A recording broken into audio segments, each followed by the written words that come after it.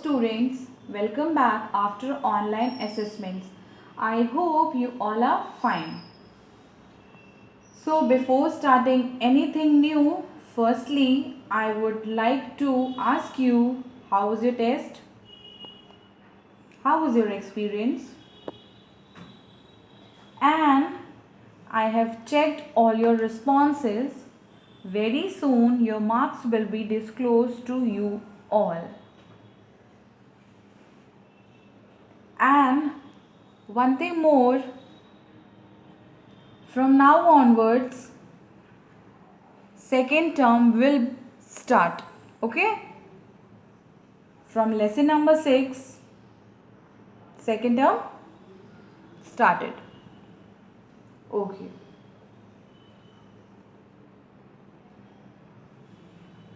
Now coming back to your chapter, I am here again with a new and exciting poem. It is lesson number 6, The Fox and the Crow. Open page number 52. Let us read a poem about a clever fox who uses his wit to satisfy his hunger. The Fox and the Crow poem is adapted from The Raven and the Fox by Jean T. La Fontaine. Okay? I know you already know this topic very well in the form of story. But in this class, we are going to read and learn this in the form of poem. So, let's begin our poem. Mr. Crow was perched upon a limb, and Reynard the fox looked up at him.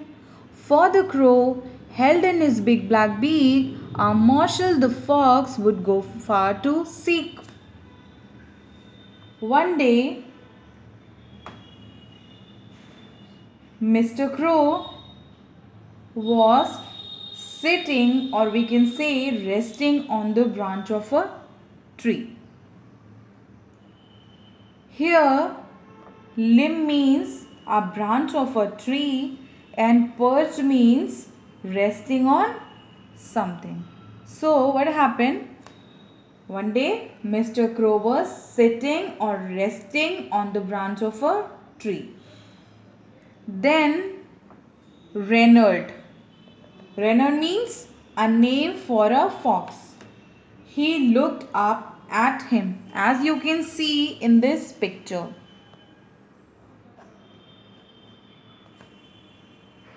So, he was looking at the crow. Means the fox was looking at the crow. And also, he was looking at the morsel. Morsel means a small piece of food which he is having in his black beak.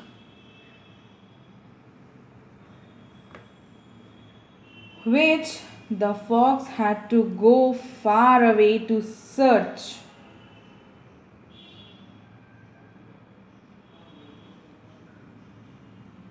That is, he has to go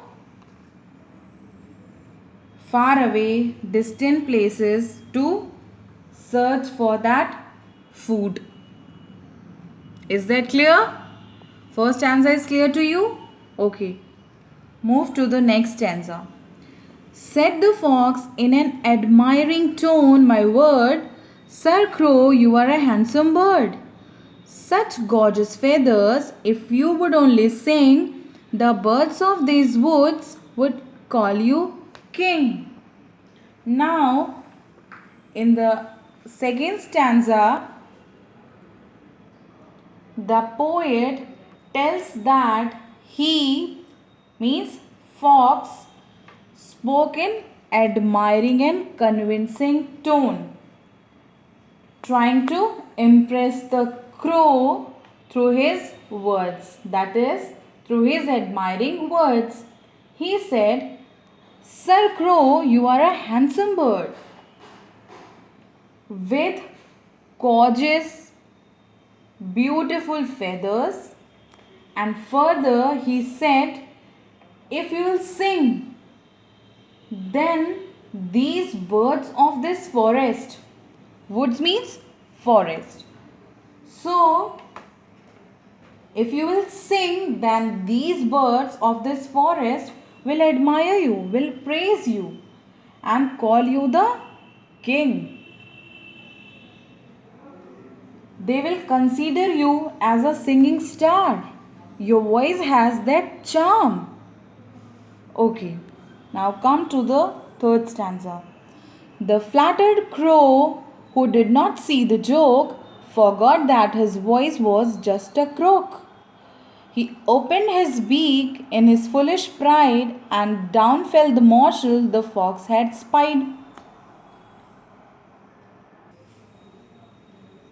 Now, in this third stanza, the poet describes that the crow was flattered, impressed by the words of fox. He did not understood his joke, his tricks by those impressive words of fox. He forgot that his voice, the crow's voice, is harsh, that is deep, harsh voice. And in his foolish pride, self-esteem, he got impressed by the words of fox. He opened his beak, his mouth. What happened? He opened his mouth and then the morsel fell down. The food which he was holding in his beak, what happened? It fell down. The fox achieved in making